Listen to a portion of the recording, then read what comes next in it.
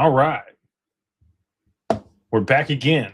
Monday night. I'm going to run it down with you guys on the AMA like we always do over here on the channel, on YouTube, on Facebook, on X, and on TikTok.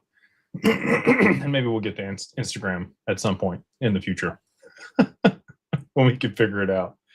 Oh, man.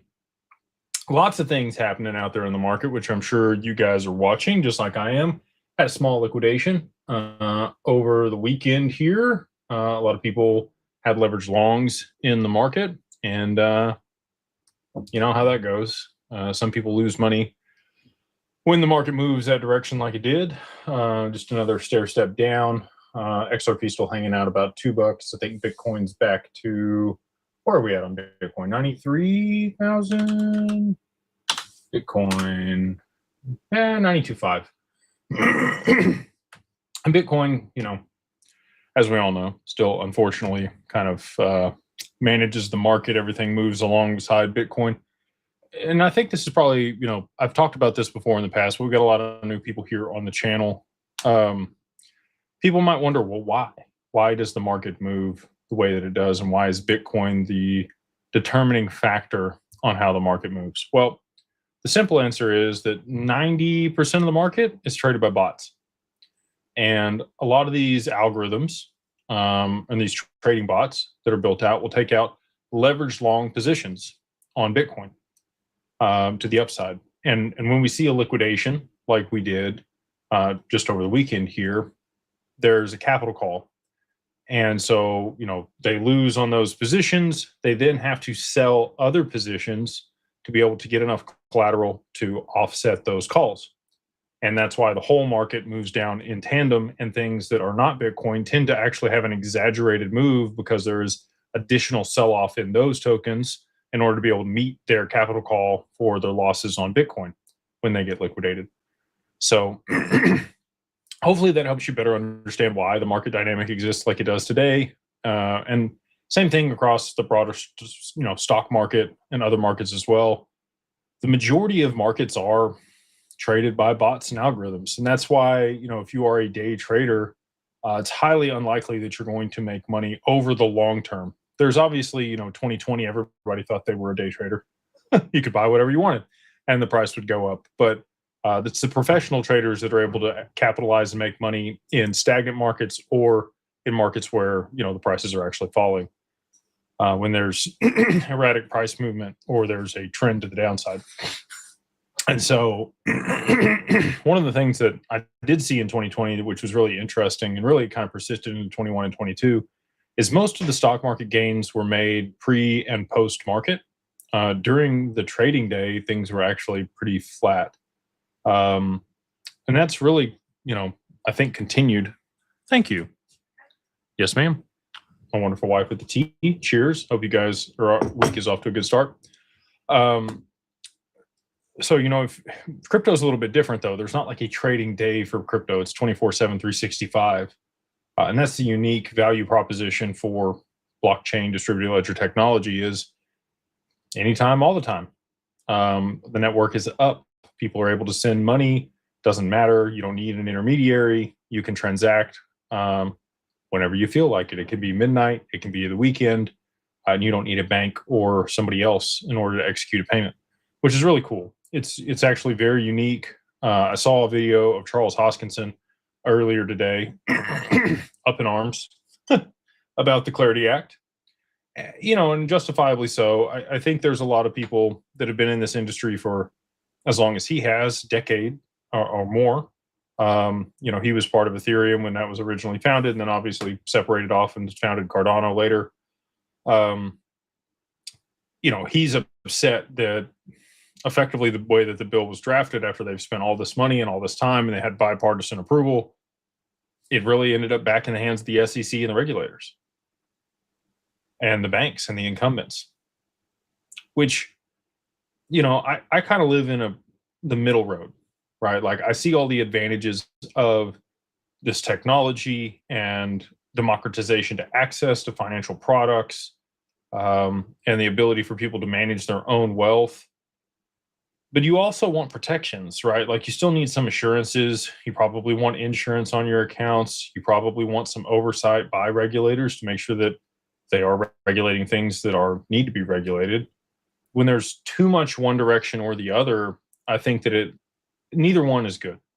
Like a completely open source decentralized ecosystem where DeFi just runs free and there's no oversight, you don't know who you're transacting with or the counterparty, and you're not able to validate that or verify, who is on the other side of the transaction. I like zero knowledge proofs. I think that privacy is going to be a big deal, but I still think there needs to be some, like, I don't necessarily care that when you trade a stock, as an example, there's somebody on the other side that's buying that stock, or if you're buying it, somebody else is selling it. You don't need to know who that counterparty is, but you have a broker, you have a middleman, you have somebody that has oversight on that transaction to make sure that things aren't malicious and that things get executed the way that it's supposed to execute, right? And over the long term, you may see AMMs step into that role, as where broker dealers sit today, for securities in particular. And then obviously there's other intermediaries or parties that are able to transact different financial products. But when it comes down to it, you still want those assurances, you still want some oversight, you still want things to be validated and checked, whether it is completely open source and decentralized or not. And I think that's the future we're moving toward.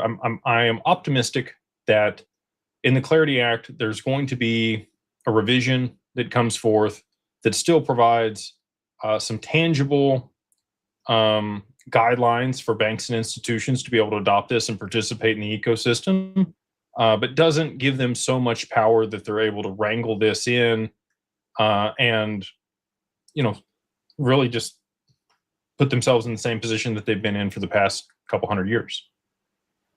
And so with that, I'm hopeful. We'll have to see how it works. Brad Garlinghouse came out and basically said, we just need to get something passed and then we can iterate on top of that. Charles brought up the point that, the SEC passed the 1933 Act and 1940 Act, and we've had those for 90 plus years at this point. Well, not 90 plus years.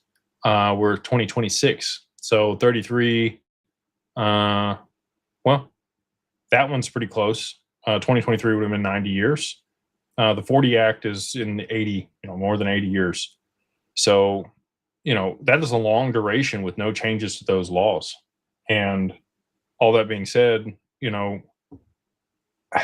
if we do they pass the Clarity Act here with all of these things that aren't so great, it's going to be difficult to walk it back.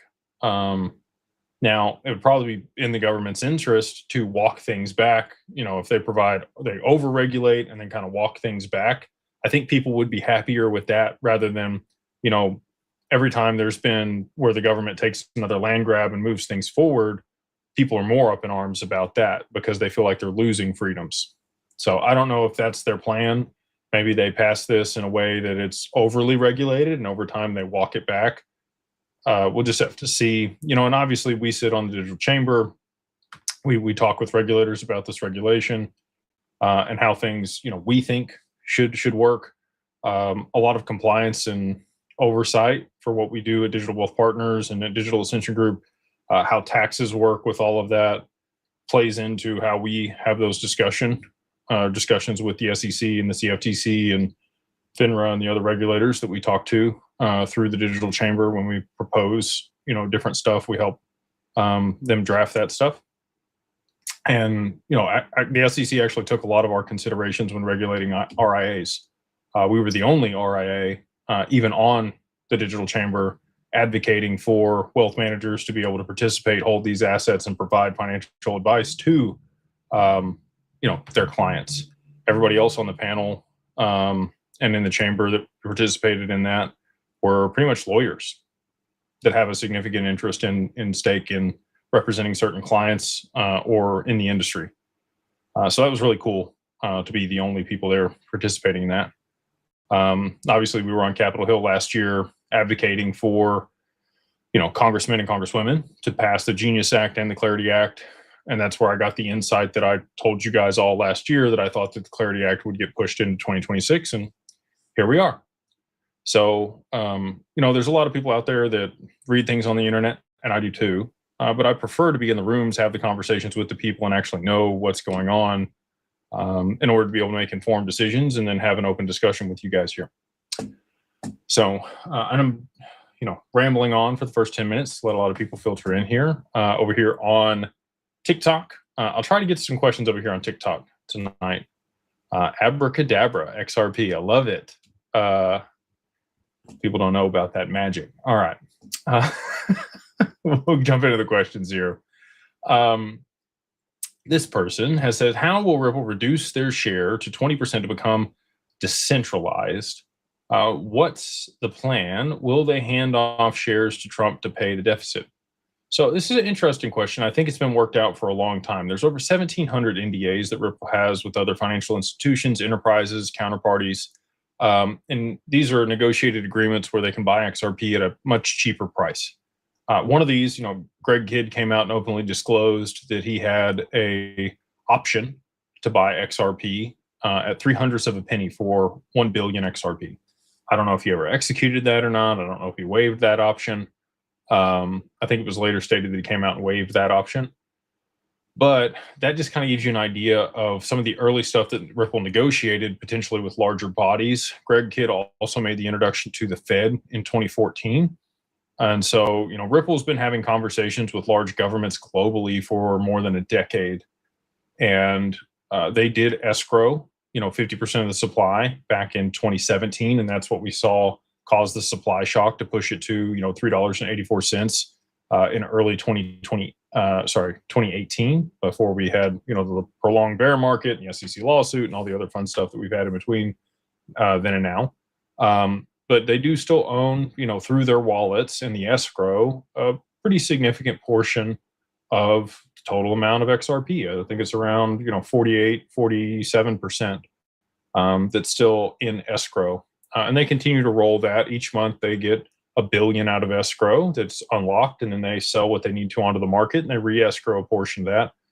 Over the last year, they've done, about 700 million XRP re-escrowed, and they've sold about 300 million onto the market each month. So to your point, in the Clarity Act, it states that they will have, the way that it's written today, they would have another year in order to become compliant. They've been giving grace periods. We saw this in the Genius Act with Tether. They gave them a 3-year window to become compliant with the regulations, that they set out there for US-based stablecoins. So I think that they had that in mind for Ripple, that they would give them at least another 12 months, and other people as well. I mean, there's other foundations. Hyperliquid owns a large portion of their tokens. It's not just Ripple that isn't, that owns more than 20% of the supply for a certain token or protocol. Now, I am in agreement